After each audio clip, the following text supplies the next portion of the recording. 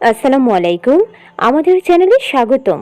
আজকে আবার হাজির হয়েছি নতুন একটা ভিডিও নিয়ে। আজকের ভিডিও রোজা রেখে গর্ভের বাচ্চা সুস্থ রাখতে ইফতার ও সেহরিতে কি খাবেন। একজন গর্ভবতী হিসেবে বাচ্চা কিভাবে সুস্থ রাখবেন তার দায়িত্ব আপনার নিজেকেই নিতে হবে। ভিডিওটা শেষ পর্যন্ত দেখুন, আশা করছি রমজানে রোজা রেখেও বাচ্চাকে সুস্থ রাখতে পারবেন। ভিডিওটা ভালো লাগলে চ্যানেলটিকে সাবস্ক্রাইব করতে ভুলবেন না। প্রত্যেক প্রাপ্তবয়স্ক নরনারীর উপর রমজানের রোজা রাখা ফরজ। সবার জন্য রোজা ফরজ হলো যারা গর্ভাবস্থায় আছেন, এমনকি মাতৃ দুগ্ধ পান করাচ্ছেন তাদের জন্য কিছু সতর্কতা বা পরামর্শ দরকার। এমনকি গর্ভাবস্থায় রোজা না রাখার বিষয়েও ধর্মীয় নির্দেশনা রয়েছে। তবে রমজান মাসে সবারই মনে চায় যেন রোজা রাখে, কারণ এর মধ্যে রয়েছে অন্যরকম একটা প্রশান্তি। গর্ভাবস্থায় স্বাভাবিকের চেয়ে দ্বিগুণ ক্যালোরির প্রয়োজন হয় একজন গর্ভবতীর।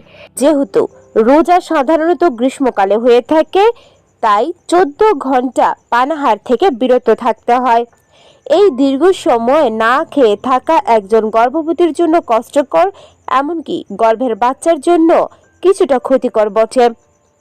এই সময় গর্ভবতী মা পানির শূন্যতায় ভুগতে পারেন, এমনকি অনাগত শিশুটি অপুষ্টি ও কম ওজন নিয়ে জন্মানোর ঝুঁকিতে ভুগতে পারেন। তবে আপনি যদি নিয়ম মেনে খাবার খান, সেক্ষেত্রে তেমন কোনো ক্ষতি না হওয়ার সম্ভাবনা রয়েছে বলে ডাক্তাররা জানিয়েছেন। এখন জানবো গর্ভাবস্থা সেহরিতে কি খাবেন যাতে করে বাচ্চা সুস্থ থাকবে। গর্ভাবস্থায় যারা রোজা রাখতে চান, সাহরিতে তারা একজন স্বাভাবিক মানুষের খাদ্য তালিকা অনুযায়ী খাবার খাবেন। তবে ক্যালোরি ও আঁশযুক্ত খাবারের দিকে বেশি খেয়াল রাখতে হবে। প্রোটিন জাতীয় খাবারও খেতে পারেন। এই ধরনের খাবার দীর্ঘ সময় নেয় হজম হতে, তাই আপনার তেমন করে ক্ষুধাও পাবে না। রোজার সময়টা গরম থাকে বিদায় পানি শূন্যতা ও শরীরে লবণের পরিমাণ কমে যাওয়ার প্রবণতা দেখা দেয়, সেদিকটাও খেয়াল রাখতে হবে। তাই রাতে খাবারের পর থেকে সেহরির আগ পর্যন্ত চেষ্টা করতে হবে বেশি করে পানি জাতীয় খাবার গ্রহণ করা। পানি জাতীয় খাবারের মধ্যে পানি, দুধ, ডাবের পানি এবং বিভিন্ন ফলের রস অন্যতম। তাছাড়া সাহারি খাওয়ার সময় গ্যাস হয় বা বুকে জ্বালা করে, এই ধরনের খাবার এড়িয়ে চলতে হবে। সেহরিতে শাক বা ভাজা পোড়া খাবার একেবারে খাবেন না, এতে করে গ্যাসের পরিমাণ বেড়ে যেতে পারে।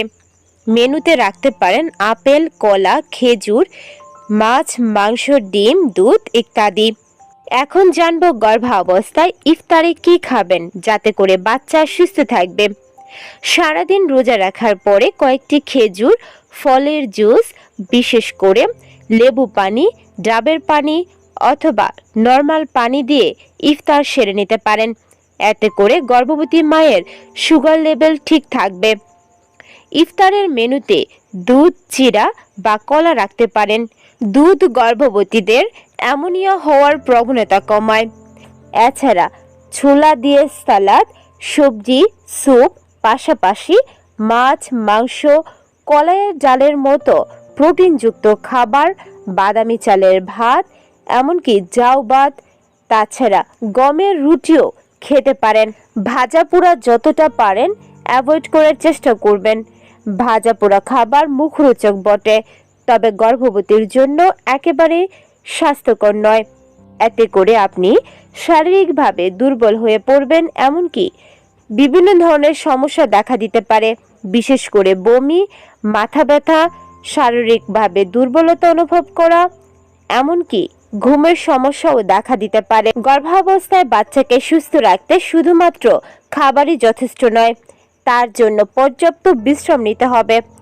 যতটা পারবেন নিজের মনকে শান্ত রাখবেন, দুশ্চিন্তা মুক্ত থাকবেন। তাছাড়া শুধুমাত্র রোজাই নয়, রোজার সাথে সাথে নামাজ পড়ার চেষ্টা করবেন, কোরআন তেলাওয়াত ও অন্যান্য ধর্মীয় বই পড়বেন।